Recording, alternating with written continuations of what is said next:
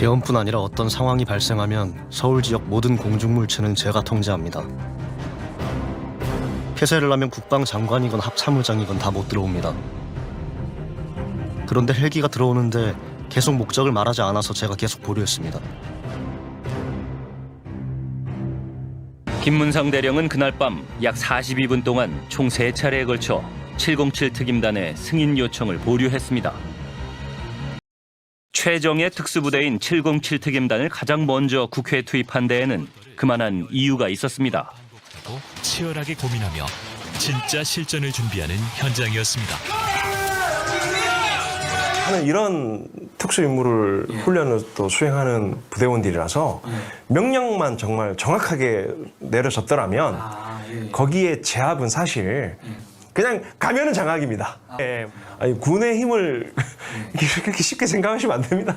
종북 반국가 지난해 12월 3일 밤 일거에 척결하고 자유 헌정 질서를 지키기 위해 비상계엄을 선포합니다. 비상계엄 선포 직후 PD수첩 제작진은 여의도 국회의사당으로 향했고 국회 앞 도착 시간이 밤 11시 12분.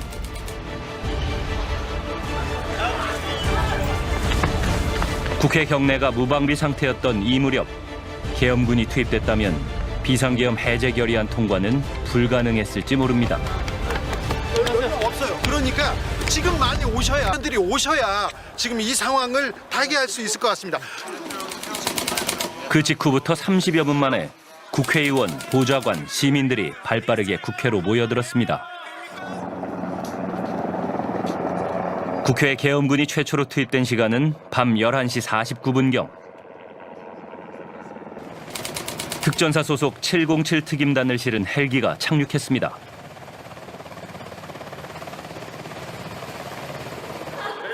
그때는 이미 계엄군보다 한 발 빠르게 도착한 보좌관과 시민들이 국회 방어에 나선 후였습니다.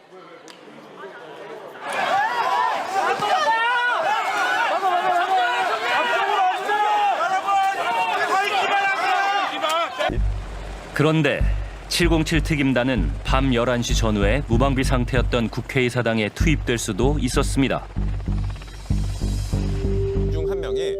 육군 3사관학교 출신 수방사 작전처장 김문상 대령. 김 대령이 그 밤 원칙을 고수하며 707 특임단 헬기의 서울 진입을 막아세웠습니다. 경기도 이천 특전사에서 이륙 준비를 마친 707 특임단 헬기는 밤 10시 49분 수방사의 서울 상공 진입 승인을 요청합니다. 그러나 이 승인 요청을 수방사 김문상 대령이 보류시켰습니다. 707 특임단이 서울 비행 목적을 설명하지 않았기 때문입니다. 김 대령은 비상계엄이라는 특수 상황에서도 원칙을 지켰습니다. 헬기 문제로 707 특임단 투입이 늦어지자 당시 대통령과 국방장관은 특전사 곽종근 사령관에게 독촉 전화도 했다고 합니다. 그러는 사이 권한도 없는 박안수 육군 참모총장이 헬기 승인 지시를 내렸고 수방사 김문상 대령은 밤 11시 31분경 707 특임단 헬기의 서울 상공 진입을 승인했습니다. 707도 헬기 타고 내려서 문자로 임무가 하달됐어요. 의원들 끄집어내라. 그러니까 당연히 서울에 그러니까 국회의사당의 목적지인데 목적지에 왜 가는지를 설명을 못하니까 그 김문상 작전처장이 안 열어준 겁니다. 그 45분 동안 시민들이 더 집결할 수 있었던 그 국회의원들이 더 집결할 수 있었고 그리고 이제 국회에 있던 보좌진들이 바리케이트를 쌓을 수 있는 시간들을 사실은 이제 공교롭게 또 김문상 작전처장이 벌어준 것이죠. 그리고 또 한 가지 주목할 만한 김문상 대령의 검찰 진술이 있습니다.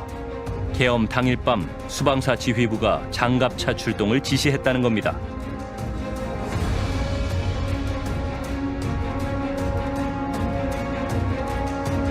장갑차가 기동할 때 차폭이 크고 평상시 훈련 때도 안전성 문제가 있어서 경찰의 호의를 받는 계획을 다 수립한 후 새벽 시간에 기동훈련합니다. 그런데 당시 장갑차 나간다고 말을 해서 제가 장갑차는 위험하다, 차폭도 크고 사람들이 있으니 장갑차가 나가서 안 된다고 말했습니다. 그런데 지휘부는 재차 장갑차 출동을 지시했고 내부 참모들의 거듭된 반대에 결국 장갑차는 출동하지 않았습니다. 군 생활 23년 동안 바뀌지 않은 건 국가와 국민을 지키는 임무였다며 윤 전 대통령 면전에서 자신은 사람에게 충성하지 않는다고 밝힌 겁니다. 또 의원을 끄집어내란 지시를 어떻게 수행할 수 있었겠느냐면서 지시를 따르지 않은 자신을 차라리 항명죄로 처벌해달라며 윤 전 대통령과 달리 끝까지 부하들을 감쌌는데요. 이어서 군하연 기자가 보도합니다. 계엄 당시 국회에 투입됐던 김영기 특수전사령부 1특전 대대장은 증인신문을 마치기 전 꼭 드리고 싶은 말이 있었다며 심경을 밝혔습니다. 군 생활 23년간 바뀌지 않은 게 있다면서 국가와 국민을 지키는 것이라고 했습니다. 그러면서 저는 사람에게 충성하지 않는다. 조직에 충성하고 그 조직은 국가와 국민을 지키라고 했다고 했습니다. 검사 윤석열의 말로 내란 우두머리 혐의 피고인이 된 윤 전 대통령을 직격한 셈입니다. 저는 사람에 충성하지 않기 때문에 제가 오늘도 이런 말씀을 드립니다. 김 대대장은 비상계엄 당시 받은 임무를 어떻게 수행하겠느냐며 차라리 항명죄로 처벌해달라고도 했습니다. 하지만 부하들은 항명죄도 내란죄도 아니라며 부하들이 아무 일도 하지 않아 민주주의를 지킬 수 있었다고 진술했습니다. 김 대대장은 취재진이 앉아있는 방청석을 보며 군이 다시는 정치적으로 이용되지 않게 뒤에 계신 분들이 날카롭게 질책하고 감시해달라면서 발언을 마쳤습니다. 김 대대장은 앞서 이뤄진 윤 전 대통령 측의 반대신문 과정에서도 자신의 견해를 분명히 밝혔습니다. 윤 전 대통령 측이 국회에 가서 질서 유지를 해야 한다는 생각은 해본 적이 없느냐고 묻자 질서 유지는 군의 임무가 아니라고 했고 제어를 못하면 군이 들어가는 게 비상계엄 아니냐는 질문에도 질서를 유지하는데 총을 왜 가져가냐고 맞받아쳤습니다. 또 윤 전 대통령 측이 야간에 국회에 일반 시민이 동의 없이 들어가는 건 위법 아니냐고 묻자 들어올 만하니까 들어왔겠죠 라고 반박했습니다. MBC 뉴스 군하연입니다. 지금 또 우리의 관심사인데 조성현, 김문상, 김형기 이 군인들 우린 이름을 똑똑히 기억해놔야 합니다. 이분들이 이제 얼마 전에 또 법정에서 윤석열한테 시원하게 쫑크를 주지 않았습니까? 용감하신 분들이에요. 네. 네. 나는 사람에게 충성하지 않는다. 아 멋있어, 멋있어. 저 그거 너무 좋아해요. 그 앞에 있는데 매기는 거 너무 좋아해요. 면전에서. 예. 이분들 보니까 비육사 출신이라고 하는 건데. 그렇죠. 이분들이 왜 이렇게 돋보이게 정의로운가? 저 육사 출신들 보게 되면은 너무 비굴하고 아직도 뭐 거기서 해먹을 게 있는 것처럼 행동하는 것 같고 왜 이럴까요? 예, 그 조성현 대령은 네. 학군 출신입니다. 학군 출신. 예, 그러니까 ROTC죠. 네. 충남에서 ROTC를 한 걸로 돼 있고. 네. 김명기. 거기는 저기 간부사관 출신인데 네. 이게 뭐냐면 병사로 입대해서 다시 지원을 해 부사관이 됐다가 장교로 돼가지고 특전대대장까지 간 거거든요.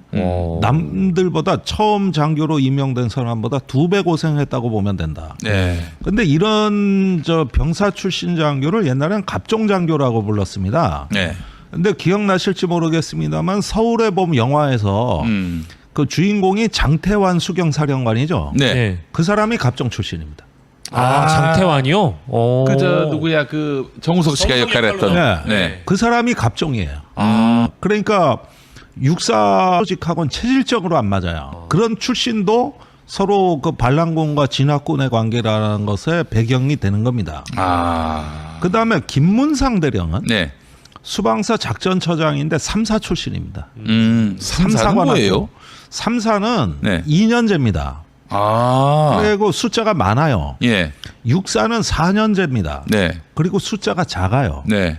그래가지고 3사를 사람으로 안 보죠. 그런데 3사 같은 경우는 전문대 학위를 줍니다. 네네. 6사는 학사 학위를 주죠. 네. 4년제 학사라 자격을 주죠. 학위를. 네. 이렇게 차별화돼 있어요. 근데 3사 출신이 수방사라는 그 핵심 부대 작전처장이면 최고 요직이거든요. 네네네. 여기까지 가려면 역시 2배는 고생해야 됩니다. 그런데 놀라운 거는 이 김문상 대령에 대해서는 아직 밝혀지지 않았습니다. 이 사람이 최근에 형사재판에 나오는데 네. 이 사람이 특전사의 헬기가 국회에 투입될 때 그거를 특전사에서 그 R75라고 하는 비행 공역, 그 국회로 가는 서울의 비행 공역에 진입을 요청했는데 3번 거절합니다. 그래서 지체된 시간이 40분이에요. 네. 그래서 헬기가 11시에 도착하기로 한 게 11시 47분에 도착했고 그 40분 사이에 시민과 국회의원들이 모여든 겁니다. 글쎄 말이에요. 그랬는데 이 최근에 예. 제가 확인한 건데 김문상 대령이 특전사에다가 이제 목적과 비행 그 종착지를 안 밝히니까 네. 승인 못 한다고 3번을 거절했다 그랬는데 계엄이 이제 선포되고 탄핵이 됐을 때 좌천됩니다. 그래서 지금 3사의 교무처장으로 가 있어요. 아 그래요? 좌천된 거예요. 좌천된 거예요. 네. 이 명예회복 하셔야겠네 그러면은. 사실은 네. 작전처장은 진급 1순위입니다. 대부분 그렇지. 작전 그 직위가 그런데도 이게 뭘 미포였는지 결국은 한직으로 좌천되죠. 군복 벗는 자리거든. 네. 그렇게 돼 있어요. 난 요즘 군대 돌아가는 거 보면 내가 이제 서서히 여기서 열받기 시작하는 거야. 그런데 이런 비육사 출신들을 이렇게 보면은 조성현 대령은 그 수방사 경비단장으로 현장에서 이진우 수방사령관한테 병력 빼겠다. 네.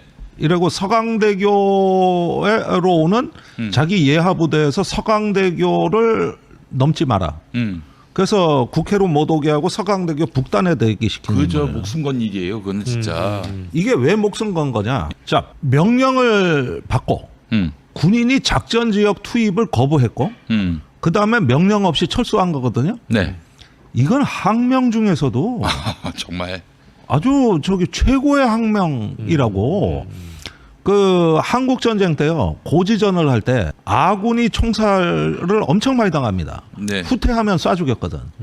이거를 즉결 처분이라 그랬다. 예. 이 즉결 처분 제도를 운영한 게 이게 일본군 전통을 받아들여 가지고 그게 한국군 문화에 들어왔는데 전시에는 분대장급 이상 지휘관은 부하를 즉결 처분할 권한을 육군본부가 허락해 줬어요. 네. 그래가지고 무수히 죽었습니다. 어떨 땐 기분 나쁘다고 쏴 죽이고. 백선엽 동생 백인엽은 찌푸차를 타려고 그랬는데 운전병이 시동을 안 걸어놨다고 쏴 죽였고. 미친 새끼 아닙니까? 그 다음에 행군을 하는 통신병이 짐을 많이 졌는데 찌푸를 가로막았다고 총살하고. 아이고야. 그것도 길거리에서 보는 앞에서.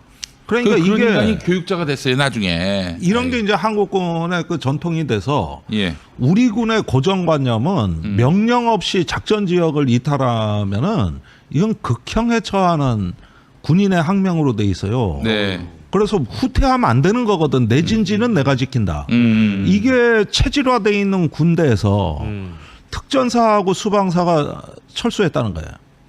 이때 김용현의 그 군령의 권위가 완전히 붕괴됩니다. 그래서 제가 예비역 장군들 통해서 취재한 바로는 이때 김용현이 공포에 질렸다는 거거든. 왜냐하면 철수한 군대가 어디로 간다는 얘기예요. 그럴 때 두 가지 가능성이 부대로 되돌아가거나 아니면 용산으로 자기 잡으러 오던가. 이 가능성까지 느꼈다는 거예요. 그래가지고 이게 2차, 3차 계엄을 못한 핵심 이유입니다. 병력이 안 움직이니까 어떻게 2차 계엄을 합니까? 그러자 이 수방사 특전사 병력이 국회에서 철수가 시작되자 계엄사에서 이상한 일이 일어납니다. 얘들 아닌 다른 병력 없어? 그래가지고 수방사 예하에 그 동원사단인 55사단, 56사단 출동 준비를 체크하고 신속 투입부대라고 할 수 있는 2사단 출동 병력을 타진하고 여기 고향에 있는 9사단 일개 연대도 출동 가능성을 타진하는 것이죠. 계엄사에서 몸이 다른 거예요. 저기 수방사 특전사가 명령을 안 듣는다. 그러면 다른 수도권 인근에 몇 명이나 출동시킬 수 있냐. 그래서 2만 명은 출동시켜야 된다 그래서 예하부대 전화질을 하고 있었던 거예요.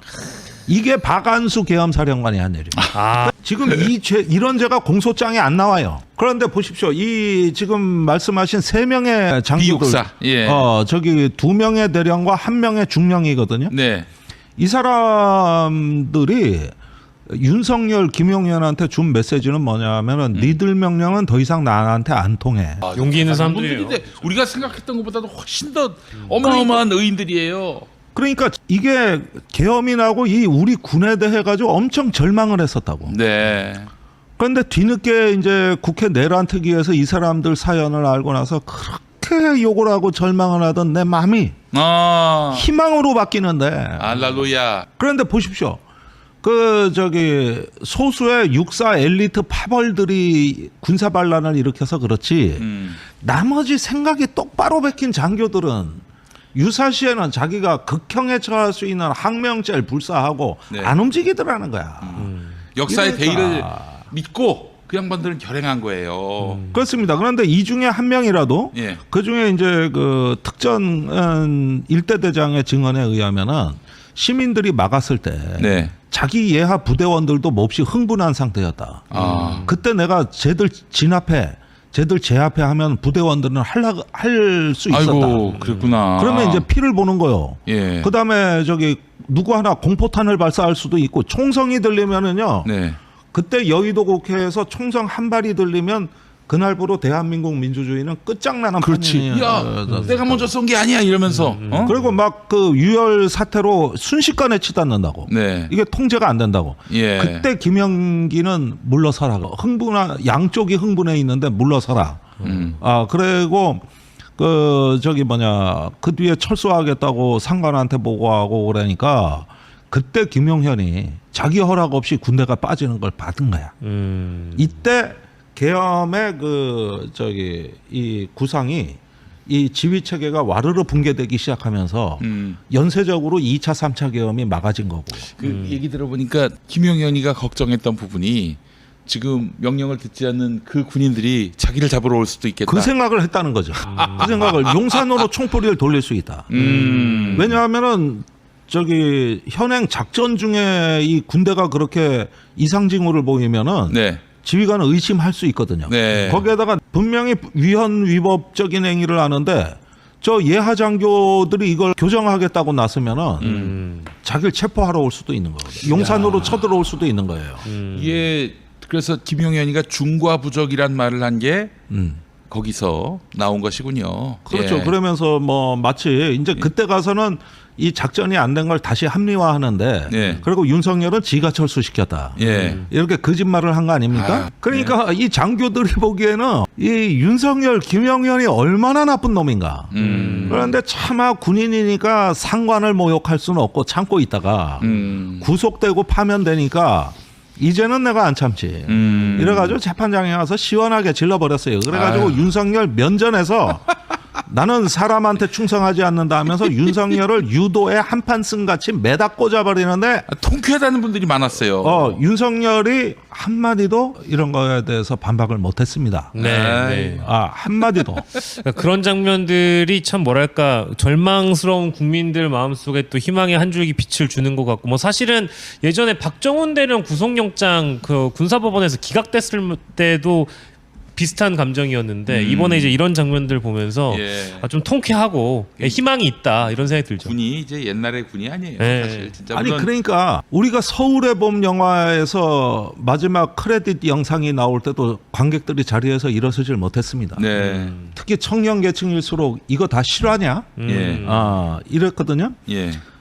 그러면서 그 서울의 봄을 보면서 한없이 슬프고 절망스러운 것이 어떤 좀 예술적으로 묘사가 됐는데 그 영화가 개봉된 바로 그해 연말에 이번에는 전혀 다른 반전을 현실에서 본 겁니다. 그러니까 이번에 서울의 봄은 79년 12.12 서울의 봄이 거대한 서사로 지금까지 와서 정말 깜짝 놀랄 반전으로 새로운 서울의 봄을 만든 그러네. 이게 얼마나 역사적인 서울의 봄이네. 내러티브 서사냐. 맞습니다. 내가 이런 점에서는 참 감회가 북받쳐 오르고 거기에다가 12.12에 이어가지고 이듬해 광주 5.18을 겪고, 그다음에 87년에 9차 개정 헌법에서 이 광주의 교훈을 담아가지고 헌법에서 천명한 게 국회 과반수가 의결하면 계엄은 즉시 해제한다. 즉시 해제한다. 그래가지고 이번에 그 조항으로 인해서 대한민국 민주주의가 회복이 됐는데 이거는 돌아가신 5.18 영령들이 우리를 지켜준 거예요. 그럼요. 예. 그분들이 우리를 살린 거예요. 그래서 한강 작가 말대로 죽은 자가 산 자를 도울 수 있는가? 도울 수 있다. 그래가지고 그 시절의 그 역사적 아픔이 오늘날 우리를 어떤 유혈 사태가 벌어지고 대한민국 민주주의가 끝장날 위기에서 우리를 구원하셨다. 우리가 거기에서 다시 생명과 평화와 민주주의의 어떤 축복을 받았다는 거.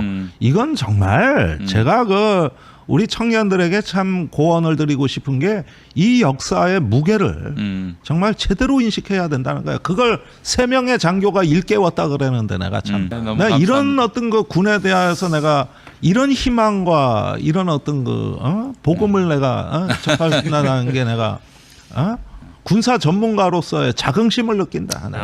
보람을 느낀다. 이어서 전해드릴 소식은 윤석열 정부가 계엄령 선포를 위해 북한에 공격을 유도했다는 외환 의혹에 대한 MBC 단독 보도입니다.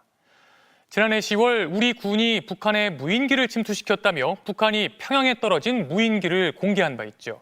이 무인기가 우리 군이 보낸 게 맞고 더 나아가 비상계엄 직전이었던 11월에 다시 무인기를 보내 북한을 자극했다는 군 내부 관계자들의 진술을 MBC가 확보했습니다. 김정인 기자가 보도합니다. 지난해 10월 11일 북한은 우리 군의 무인기가 3차례에 걸쳐 평양 상공에 침투해 대북 전단을 뿌렸다며 사진을 공개했습니다. 반드시 대가를 치러야 할 엄중한 군사적 공격 행위이다. 확인해 줄 수 없다는 입장만 고수했던 우리 군과 정부. 그것은 여러 가지 다양한 상황이기 때문에 확인해 드릴 수가 없습니다. MBC가 확보한 군 내부 제보자 진술에 따르면 이때 평양에 떨어진 무인기는 우리 군이 보낸 게 맞고 비행 경로 역시 북한이 공개한 것과 매우 유사한 것으로 드러났습니다. MBC는 이에 더해 내부 사정을 잘 알고 있는 현직 군인 A씨의 충격적인 진술을 확보했습니다. 11월에도 무인기를 또 보내라는 상부 지시를 전해들었다는 내용이었습니다. 어쨌든 하나 소실됐기는 했지만 북한이 제대로 잡지 못하고 허둥댔다는 인식이 있었기 때문에 효용성을 확인해서 써먹으려고 하는구나라는 생각을 느껴서 이러면 좀 계속 큰일 날 텐데라는 생각을 하긴 했었습니다. 이 장교는 또 지난 10월 무인기가 발각됐다는 북한의 발표에 윤석열 당시 대통령과 김용현 장관이 오히려 좋아했다는 얘기도 들었다고 했습니다. VIP랑 장관이 그 북한 발표하고 박수치며 좋아했다. 너무 좋아해서 사령관이 또 하라고 그랬다. 사령관이 굉장히 부담을 느끼고 있다는 얘기까지 들었습니다. 결국 지시에 따라 11월에도 무인기 침투 작전이 또 실행됐다고 했습니다. 제보자들은 우리가 보낸 무인기는 소음이 심한데도 저고도에서 전단을 뿌리는 임무를 수행해 발각되기 쉬웠다고도 했습니다.